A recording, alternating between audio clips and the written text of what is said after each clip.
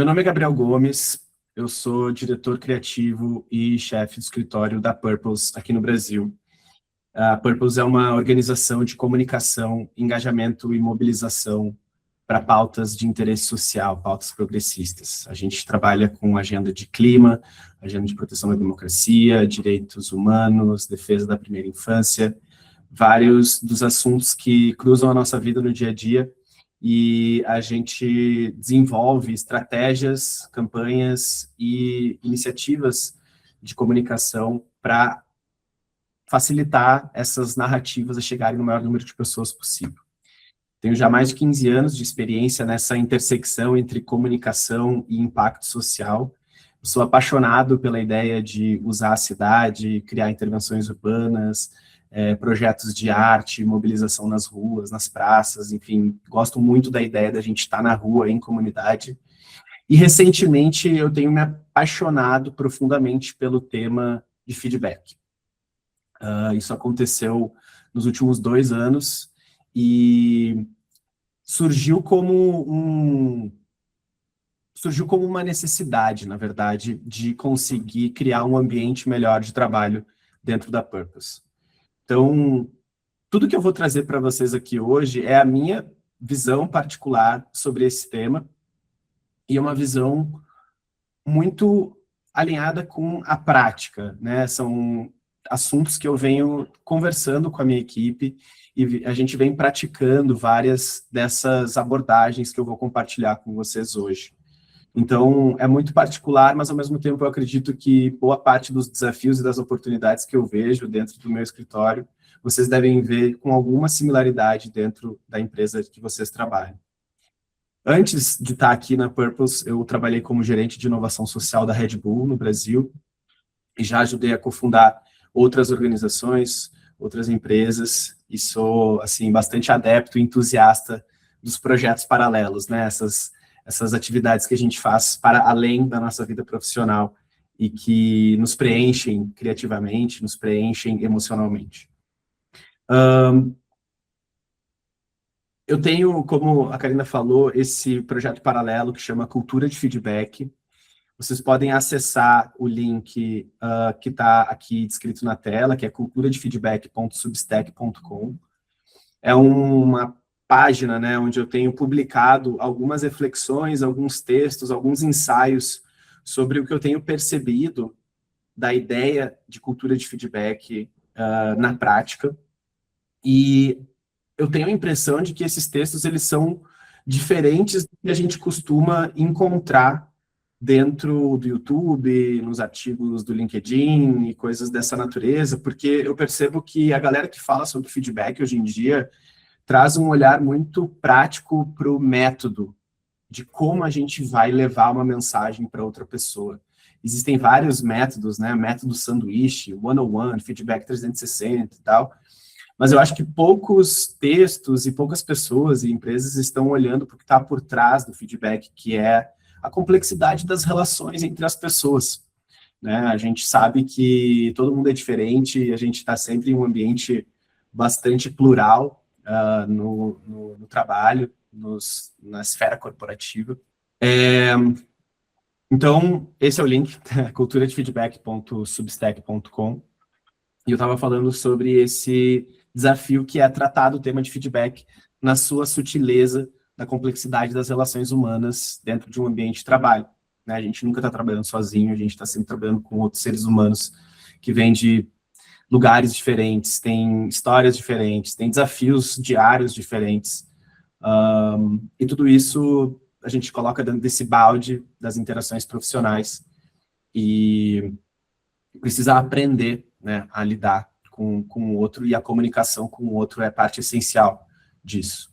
Um profissional constante, onde todo mundo fala que feedback é importante, mas na prática a impressão que dá é que poucas pessoas sabem fazer isso direito, né? Poucas pessoas trazem essa ferramenta para dentro da sua rotina como uma das principais ferramentas de aprimorar a qualidade do trabalho. E a palavra feedback, ela tem um peso terrível, assim, né? A grande maioria das pessoas, quando escuta feedback, na verdade, escuta a palavra crítica. Então, Isso é um pouco triste, na verdade, porque a palavra feedback, a tradução dela significa alimentar novamente, né? Alimentar de novo, fazer com que alguma informação volte, que alimente aquela pessoa. Então, como que a gente transforma essa ideia, né? Como que a gente se desconecta e ressignifica a palavra feedback para um lugar onde a gente entende como algo que vai nos fazer crescer? E é muito complicado isso, porque no final do dia, feedback é uma forma onde a gente consegue ter um pouco mais de clareza sobre se a gente está indo bem, se a gente está indo no caminho certo, se a gente está fazendo a coisa certa, se a gente está atendendo as expectativas. Um dos principais problemas que as pessoas têm no ambiente corporativo de hoje é essa dúvida se elas estão caminhando na direção certa. E tem vários chefes, gestores, lideranças, CEOs, CFOs, né, a galera gestora, que tem um estilo de liderança baseado na ideia do medo, né? E a ideia do medo, ela se reforça quando a gente deixa o outro sem saber muito bem aquilo que a gente quer. Algo como se a gente estivesse dizendo assim, se você se esforçar o suficiente, aí sim você vai descobrir o que eu estou pensando de fato. Então, quando vai dar feedbacks muito superficiais, dá feedbacks muito rasos, que às vezes você sai com mais dúvidas do que certezas sobre o que você precisa fazer de fato. Então, todo mundo precisa saber se está indo bem. Não é uma necessidade de quem está começando a vida profissional agora, ou de quem está num cargo de coordenação, começando o cargo de gerência. O CEO precisa saber se está indo bem, né? Os diretores precisam saber se estão indo bem.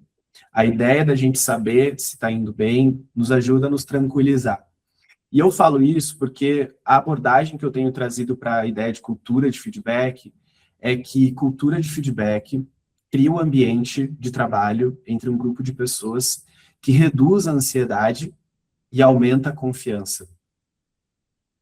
A gente pode concordar que a grande maioria das pessoas hoje, quando pensa em trabalho, fica ansiosa, né? A ansiedade faz parte de forma negativa da nossa experiência profissional.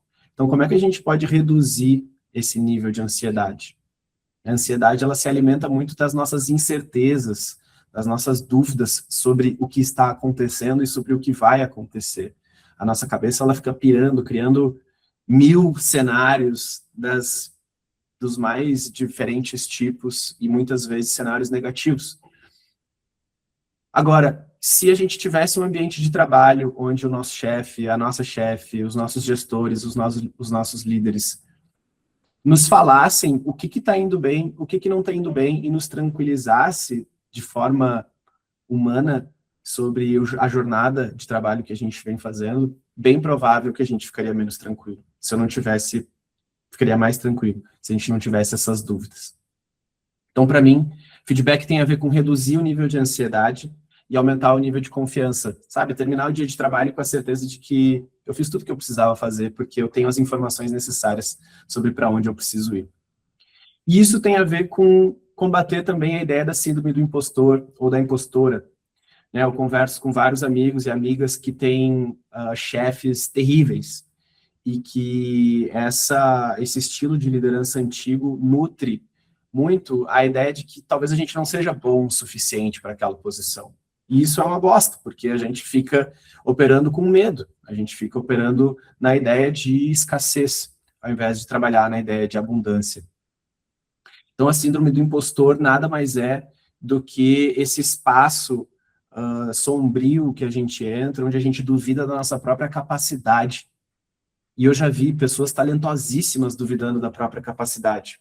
E eu acho isso surreal, que o ambiente de trabalho é capaz de criar isso, né, na cabeça das pessoas. E às vezes não é nem um ambiente de trabalho, é uma pessoa específica, é uma liderança que não sabe trazer a informação de uma maneira que faça o outro crescer, se motivar, se interessar em produzir algo diferente.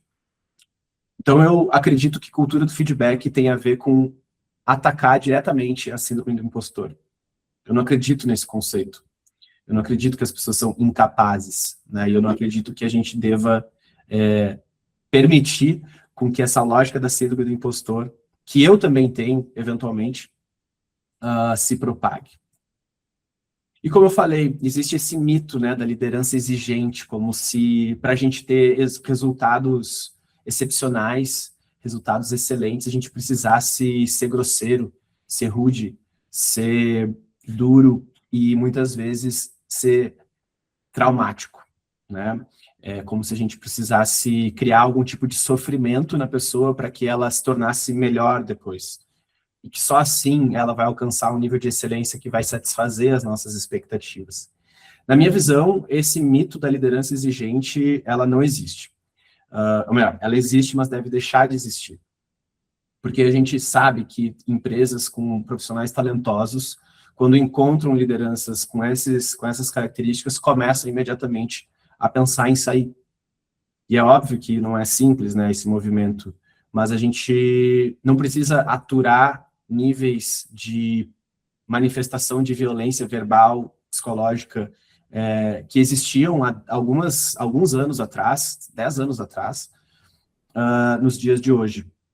Então, eu quero provocar uma ideia onde a cultura de feedback e um tipo de comunicação diferente entre as equipes faz parte de um modo de trabalho onde a gente não elimina a ideia de alcançar excelentes resultados, resultados incríveis, ao mesmo tempo que a gente cuida da forma como as pessoas se relacionam dentro dessa equipe. A pergunta toda é como é que a gente encontra um meio termo entre ser bonzinho demais, passar pano, ficar relevando coisas que uma pessoa fala, outra pessoa faz, comportamentos que a gente julga serem nocivos, dificuldades que a gente tem de expressar com um pouco mais de posicionamento a algo que a gente não gostou e ser bonzinho demais, né? O colega que é bonzinho demais, que aceita tudo.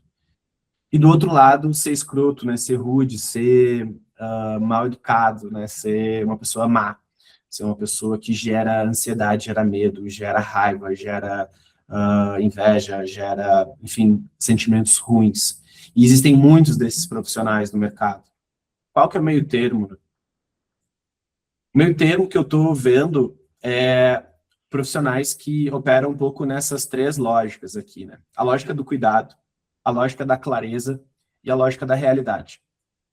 No sentido de a gente não cuidar do outro não quer dizer passar pano. Cuidar do outro não quer dizer relevar comportamentos errados, inaceitáveis, problemáticos. Cuidar do outro não quer dizer deixar com que ele faça qualquer coisa. Cuidar do outro significa cuidar da relação. E a gente usa esses outros dois pontos, né, a clareza e a realidade, para sinalizar e mostrar caminhos que precisam ser alterados, melhorados, ou até mesmo corrigidos de maneira mais incisiva. A clareza tem a ver com a precisão das palavras, tem a ver com conseguir ser papo reto, né, falar o que de fato precisa ser dito, sem ficar dando 1000 voltas e com medo de como vai ser necessariamente a reação do outro. Às vezes a gente vai falar, sim, coisas que são duras de serem escutadas, ao mesmo tempo, do outro lado, existe um desafio que as pessoas precisam desenvolver, um desafio que as pessoas precisam reconhecer, que é de aprender a receber feedbacks quando eles não são tão bons também. Então, essa clareza, ela aparece como um processo para a gente facilitar a forma como a gente chega, né, como a gente leva a mensagem até a outra pessoa. E realista porque, assim, contra fatos não há argumentos. A gente precisa trazer sempre as evidências, os exemplos, né, os momentos onde um comportamento específico se manifestou e a gente quer chamar a atenção, a gente quer sinalizar que não gostou, que prefere que faça de uma outra forma. Né? A gente precisa ser realista num lugar de ter muita materialidade daquilo que a gente está falando. Não trazer achismos, mas trazer exemplos reais, evidências, fatos incontestáveis, sabe? Tipo, naquela reunião que você apresentou o relatório ABC, você se comportou de tal forma, eu gostaria que fosse diferente. Naquele evento que você fez tal atividade, eu achei que você se comportou de tal maneira, gostaria que fosse diferente. Realidade no sentido de trazer exemplos práticos. Mas aí eu me pergunto, né, por que que é tão difícil? Por que que é tão difícil falar sobre feedback, dar feedback e criar esse ecossistema onde a gente permite com que as conversas importantes elas não fiquem para depois? No fundo, a gente tem medo, né? No fundo, a gente tem medo do conflito, e a grande maioria dos profissionais tem aversão ao conflito. E essa aversão ao conflito gera silêncio, gera a gente guardar aquilo que a gente queria falar. E aí vai acumulando, né? A ponto que os feedbacks se misturam e a gente já nem sabe mais sobre o que a gente quer falar. A gente só sabe que está com ranço da pessoa, a gente só sabe que está querendo que essa pessoa vá embora, a gente só sabe que essa pessoa só atrapalha. E aí vira aquele bode que tudo que ela faz só alimenta o feedback ruim que a gente, a ideia ruim que a gente tem sobre ela.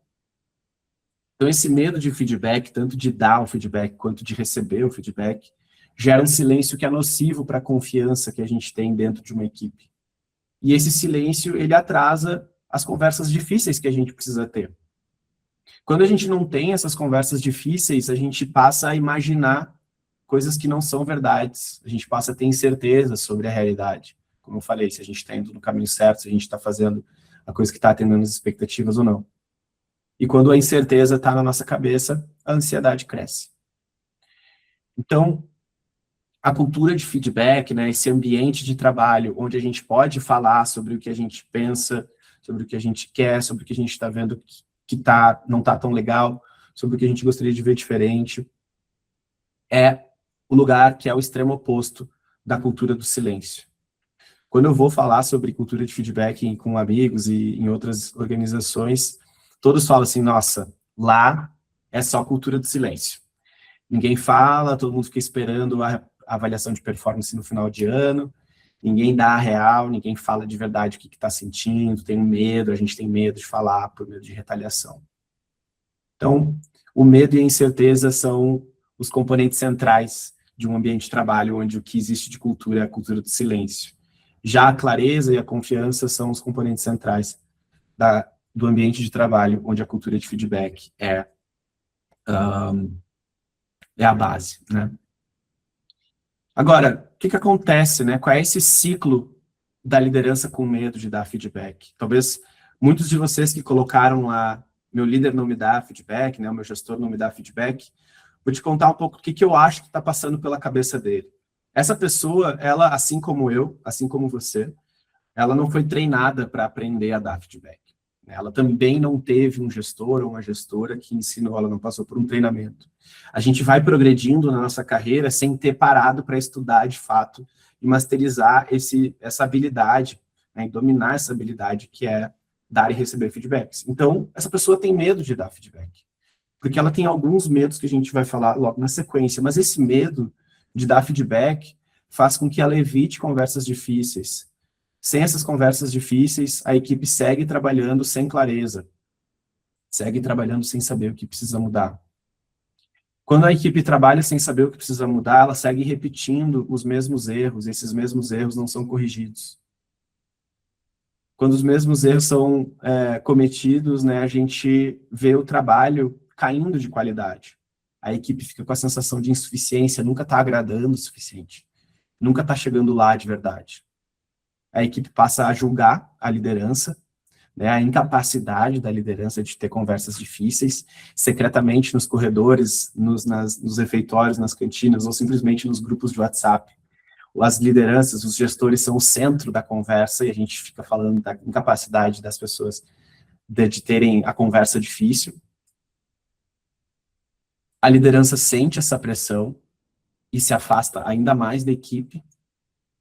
Os feedbacks se acumulam, se confundem, os problemas continuam, e por causa disso a liderança segue com medo, e esse é o ciclo do medo que alimenta o silêncio, e assim as equipes vão. Isso quer dizer que os resultados não apareçam? Não. Resultados podem aparecer, né? É possível alcançar resultados bons, bater meta, em ambientes onde o silêncio opera. Mas a pergunta é, esse é o melhor jeito da gente trabalhar em equipe? Essa é a melhor forma da gente conviver nesse período de tempo de 8 horas, que é onde a gente mais passa tempo vivendo? Talvez não. Então, a minha hipótese é que existem 4 tipos de medo principais que fazem com que as pessoas evitem esses feedbacks. O primeiro medo é a reação imprevisível do outro, né? Essa sensação de que talvez o outro vá se descontrolar, e você não saiba como lidar com aquilo, vai gerar um conflito que vai criar um problema maior ainda depois. O medo de ter a autoridade questionada, né? Tipo, você vai puxar um feedback e aí você acaba recebendo um feedback de volta, né? Porque, afinal de contas, todo mundo talvez tenha alguma coisa para falar sobre o seu trabalho também. Aí você prefere não entrar nesse ambiente onde o papo vai ser sobre feedback, porque numa dessas você vai acabar escutando algo que não queria. O medo de magoar o outro, que talvez seja o medo mais humano e infantil que a gente tenha, né? Essa ideia de que o outro não tem maturidade emocional para receber o que a gente tem para falar, a pessoa vai ficar ofendida, vai ficar magoada, vai ficar triste com o feedback que a gente tem para dar. A gente esquece que todos nós aqui somos adultos, profissionais e, em tese, responsáveis, né, pelo nosso próprio desenvolvimento e que a gente deveria estar aberto a receber sugestões de como melhorar o nosso trabalho, mas essa ideia de que a gente vai falar o que vai magoar o outro. E, por último, o medo de ser menos gostado, né? A ideia de que se a gente falar algo que não é tão bom, o outro vai gostar menos da gente, que é um lugar meio people pleaser, né, em inglês. Esse termo existe para descrever essa coisa de alguém que faz algo sempre para agradar o outro. Então, o medo de ser menos gostado, né? Talvez o outro comece a falar mal de mim, talvez diga que eu sou arrogante, talvez diga que eu sou autoritário. Enfim, quem sou eu, né, para dar esse feedback? E tudo isso acaba levando para um medo maior que todos nós sentimos, que é relacionado à ideia de síndrome do impostor, que é o medo de ser visto como inapropriado ou inadequado para o papel que a gente está cumprindo hoje. Então, tudo isso faz com que feedback seja só um tema que a gente evita, né? A gente prefere não entrar na conversa que, de fato, pode destravar um aprendizado coletivo e que, na minha visão, quando a gente tem a conversa difícil, a gente acaba criando confiança entre as pessoas. E aí a gente fica no modo blindado. No modo blindado. Feedback não entra, feedback não sai. E assim eu sigo a minha vida tentando desviar de qualquer situação desafiadora onde um conflito me parece ser inevitável caso eu esteja sentindo algo que seja ruim em relação ao trabalho de alguém, ou o trabalho de uma equipe, ou o trabalho do meu chefe, da minha chefe, por aí vai. Então, essa blindagem, ela existe porque em situações de conflito a gente se sente ameaçado, né? A gente se sente com medo, a gente tem a impressão de que a qualquer momento a gente pode ser demitido, a qualquer momento a gente pode ser exposto, né? E a gente se fecha, a gente congela, a gente foge e a gente se silencia. Então, a minha provocação toda e todo esse papo de cultura de feedback, que infelizmente é pouco tempo para a gente mergulhar em todas todos os capítulos que eu gostaria de entrar, mas tem a ver com a gente se abrir, tem a ver com a gente se despir dessas armaduras que a gente coloca como forma de proteção e a gente se jogar no desconhecido do que está na cabeça do outro. E a gente investigar o que o outro está realmente pensando sobre o nosso trabalho. Mas fazer isso com intencionalidade, com uma curiosidade genuína. E o que eu percebo é que quando a gente se tira, né, essa armadura, a gente acaba criando um novo tipo de segurança, um novo tipo de confiança no nosso trabalho, que é a confiança de quem está genuinamente querendo aprender, genuinamente querendo se desenvolver. E não importa um comentário negativo aparecer, porque a gente vai tentar investigar aquilo e vai tentar, de fato, colocar isso como parte de um plano de ação, onde a gente está tentando ser melhor. Dentro desse universo de feedback, a gente vai ter 3 grandes pilares, tá?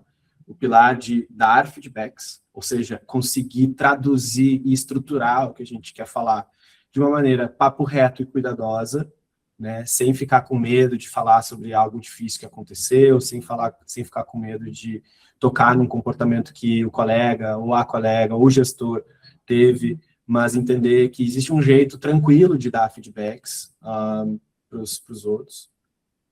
Tem um pilar que é sobre receber feedback e tem a ver com qual é a postura mental que a gente precisa ter e quais são as perguntas que a gente precisa fazer para no momento que a gente perceber que tem alguém falando algo sobre o nosso trabalho, sobre a gente, sobre o nosso comportamento, a gente não se sinta congelado, com medo, preocupado de que a gente vai ser demitido, e sim entrar na lógica da curiosidade genuína e fazer perguntas e receber aquilo como um feedback construtivo e transformar o feedback, muitas vezes, que está sendo dado de uma maneira meio confusa, meio aleatória, né? Porque a pessoa que está dando feedback, provavelmente, ela não sabe dar o feedback. Então, como que você aprende a receber o feedback? A transformar o que a outra pessoa está dizendo de maneira desconexa em algo que faça sentido para você. Então, isso tem esse pilar. E, por último, tem o pilar de pedir feedbacks, que é quando você está num ambiente onde os feedbacks eles não fluem, como é que você descobre o que você precisa fazer para melhorar? O que você precisa fazer para descobrir onde você precisa parar, continuar, corrigir, né? Como que você faz, se não pedindo feedbacks? E aí eu volto para aquela ideia de que a gente precisa saber se a gente está indo bem. A gente precisa ter as informações, a gente precisa ter pistas, né? E aí eu queria que vocês anotassem essa fórmula aqui, que eu já vou explicar o que é, mas que é PC mais CG igual a ICM. Então, PC é a pergunta certa. CG é curiosidade genuína. E ICM é ideia de como melhorar. Então, a pergunta certa mais curiosidade genuína vai te dar o resultado de ter uma ideia, de ter pistas de como melhorar. Então, o que isso quer dizer? Quer dizer que você não precisa necessariamente de um feedback. O que você precisa são de pistas, sinais de onde você está mandando bem, de onde você não está mandando bem, de onde você poderia gastar mais energia melhorando, aprimorando, se desenvolvendo. Dificilmente a gente vai trabalhar com pessoas que têm assim, olha, eu vou te dar um feedback, vem com um feedback super estruturadinho, bonitinho, que te deixa motivado. A grande maioria das vezes não. A gente precisa cavar essas pistas, né? Saber se a gente está fazendo uma boa apresentação, se a gente está lidando bem com o nosso cliente, se a gente é um colega legal, se as pessoas estão gostando da forma como a gente está entregando os relatórios, se as pessoas estão gostando da nossa postura em reunião. Então, essas pistas que vão vão enriquecendo a nossa capacidade de ter segurança sobre aquilo que a gente está fazendo. Então, tem a ver com ter um pouco de mentalidade investigativa, tem a ver com querer ir atrás do que o outro ou a outra está pensando sobre o nosso trabalho. Eu escrevi um texto que está lá no Cultura de Feedback, que é sobre pedir feedbacks e a importância de que, para a gente conseguir ter uma boa conversa onde a gente pede feedbacks, a gente precisa ter clareza, primeiro, sobre o que a gente quer saber. E esse é um ponto muito crítico, porque muitas vezes a gente quer um feedback, mas a gente nem sabe direito o que a gente quer ouvir da outra pessoa. Muitas vezes é aquela nossa criança interior que só quer ser reconhecida. Muitas vezes é aquela postura de quem precisa ser visto e celebrado de alguma maneira, né? Cara, você tá indo bem. Não, é isso aí, garoto, você tá mandando muito bem. É o suficiente? Não, isso não é um feedback. Então, existem dúvidas que a gente tem sobre o nosso trabalho que merecem ser transformadas em uma pergunta certa. E essas perguntas, elas são muito poderosas para destravar algumas conversas que dão pistas para a gente de como a gente pode melhorar.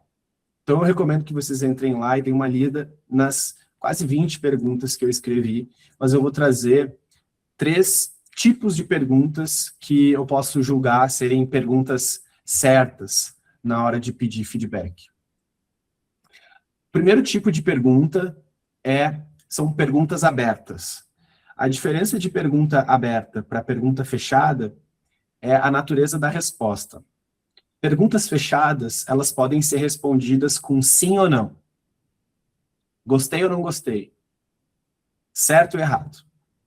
Sempre que você faz uma pergunta fechada, o outro pode responder com sim ou não. Quando você faz uma pergunta aberta, o outro é convidado automaticamente a compartilhar o que ele pensa.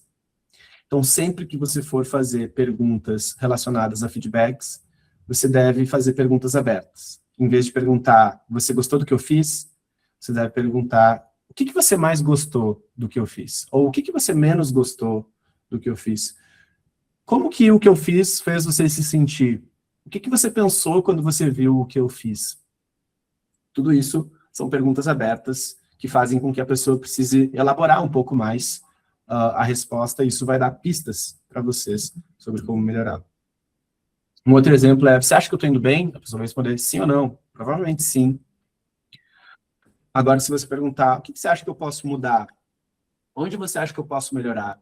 O que do meu trabalho hoje você não está curtindo tanto? Ou o que do meu trabalho você está curtindo bastante?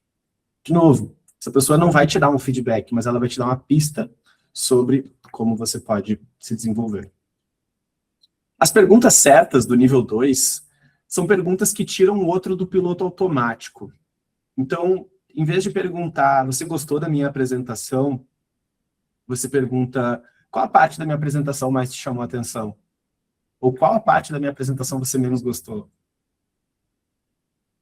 Ou o que você acha que eu posso mudar na minha próxima apresentação para ela ficar melhor? O que você faria diferente na minha apresentação se você fosse apresentar esse mesmo conteúdo? Essas perguntas que tiram o outro do piloto automático fazem elas ter que improvisar um pouco a resposta e elas, sem querer, acabam te dando uma pista do que elas de fato pensam.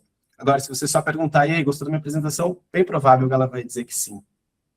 Tudo isso para dizer que a qualidade da pergunta que a gente faz é diretamente proporcional à qualidade da informação que a gente tem de volta. E as perguntas certas do nível 3 são perguntas centradas no outro. Então, quando a gente percebe que o outro não tem capacidade de falar sobre a gente, porque talvez ele esteja preocupado demais com ele, a gente muda o sujeito da pergunta, né? A gente foca a pergunta na necessidade do outro. Então, em vez de falar onde eu não estou mandando bem, você pergunta o que eu estou fazendo por você que ainda não está como espera? Ou como eu posso te ajudar a bater suas metas? Ou o que eu posso fazer para te ajudar ainda mais? O que você gostaria que eu estivesse fazendo que pode estar, que eu ainda não estou fazendo? Então, esses 3 tipos de pergunta, né? As perguntas abertas, as perguntas que tiram a outra pessoa do piloto automático e as perguntas centradas nas necessidades do outro, são 3 tipos de perguntas para melhorar a sua capacidade de pedir feedback. Eu queria pausar aqui, aproveitar que a gente está quase no finalzinho, para a gente ainda poder ouvir algumas das reações desse conteúdo todo, e eu poder ainda responder 1 ou 2 perguntas, caso elas estejam aqui. Então, obrigado, gente. Tem bem mais conteúdo, esse tema é bem mais profundo. A quantidade de histórias que eu tenho de pessoas com situações muito particulares e que me ensinaram muito sobre como tratar feedback no ambiente corporativo de uma maneira menos dura, é gigantesco, assim. Eu imagino que vocês também tenham muitas histórias. Eu queria poder ter um momento mais longo com vocês para a gente poder investigar. Que temos dicas de como dar feedbacks também, principalmente para pessoas que não estão performando. E a Isabela, ela complementa aqui com, normalmente recorro aos feedbacks sanduíches, que às vezes não são tão diretos. Então, o feedback sanduíche é um método de como levar uma informação até outra pessoa, né? O feedback sanduíche é aquela ideia de que você começa falando algo positivo sobre a pessoa, traz um ponto negativo e termina com algum atributo positivo, né? Alguma mensagem de valorização. Eu, honestamente, eu não gosto disso, porque eu acho que se preocupar em colocar algo positivo e algo positivo no início e no fim tira um pouco, às vezes, a responsabilidade da gente trazer a seriedade do que a gente está falando. Um peso. tem situações onde a gente quer, sim, gerar um senso de urgência na outra pessoa, dizer, olha, não tá legal, olha, a gente não tá gostando, olha, isso que você está fazendo não é o que a gente espera, olha, aquele seu comportamento não bateu legal.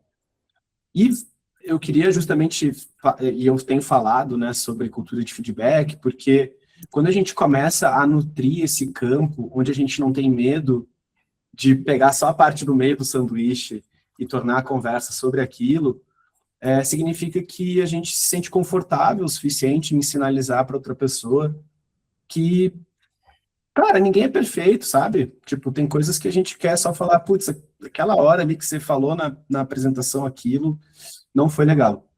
Ou a gente tem uma expectativa sobre a tua entrega que é diferente. Deixa eu retomar. O que a gente espera do teu trabalho? O que a gente tem de interesses em ver no teu trabalho que hoje a gente percebe que não está sendo entregue? Então, sim, existem muitas formas de levar o feedback para as outras pessoas. Eu tenho 2 textos sobre isso, que são bem rápidos, tem 3, 4 minutos de leitura. E a minha provocação, nesse caso, é entender os princípios por trás do feedback, e não o método que você vai usar, se vai ser feedback sanduíche ou se vai ser outra coisa. Porque se você vai decidir, eu vou usar o feedback sanduíche, mas você não está conseguindo ler que a outra pessoa está num momento super difícil de vida, que a outra pessoa acabou de ter uma perda na família, que a outra pessoa está, cara, passando por uma dificuldade ABC. Se você não tem essa sensibilidade para ler o contexto, não adianta você usar o feedback sanduíche, né? Sim. Então, a minha provocação vai um pouco nesse caminho, assim. Pergunta que a pessoa que compreende isso, ela é autônoma, né? Ela consegue se desenvolver sozinha. Eu acho que tem 3 sinais, assim, né? São 3 os sinais que permitem a gente priorizar. Porque o fato é, a gente precisa filtrar o que a gente escuta. Por exemplo, se eu chegar para o André agora e eu der um feedback para ele vai, sobre o trabalho dele, ele vai escutar? Não, porque eu não sei nada sobre o trabalho dele. Então a gente precisa sempre filtrar o feedback. Quem vai falar? Onde vai falar? Em que contexto? A pessoa sabe da minha rotina, sabe do meu trabalho, sabe o que eu faço de verdade? Talvez não. Então a gente sempre precisa partir dessa lente, de que o outro está nos dando um presente, que é uma informação sobre o que a gente faz, e a gente precisa entender se vai considerar aquilo ou não. Os 3 pontos, para mim, são o volume das vezes que aquele ponto foi mencionado, então quantas vezes já falaram sobre aquilo. Todos nós já escutamos alguma coisa várias vezes que faz a gente perceber que talvez aquilo seja algo que a gente precisa mudar. Sim. A profundidade daquilo, ou seja, a seriedade daquele tema que foi trazido, e como a gente se sente. Eu acho que existem coisas que fazem a gente se sentir de um jeito diferente e que podem ganhar prioridade num determinado plano de ação. Quando a gente sai desse lugar de receber o feedback e vai para o lugar de montar um plano de ação, a gente entra muito mais numa lógica de planejamento de desenvolvimento humano e menos da relação entre um colega e outro, né? Uhum. E aí entra mais num papo de plano de metas, clareza de para onde eu quero ir, qual é o cargo que eu tô, qual é o cargo que eu quero ocupar, qual é o comportamento que esse novo cargo que eu quero ocupar precisa ter, onde eu tô, para onde eu vou, e criar essa ponte, né, entre esses dois mundos. Você acha que dar feedback por escrito é melhor em alguns casos do que falar? Depende do feedback. A ideia de ter um ambiente de trabalho onde a cultura de feedback opera significa que você não você não demora muito para dar um feedback.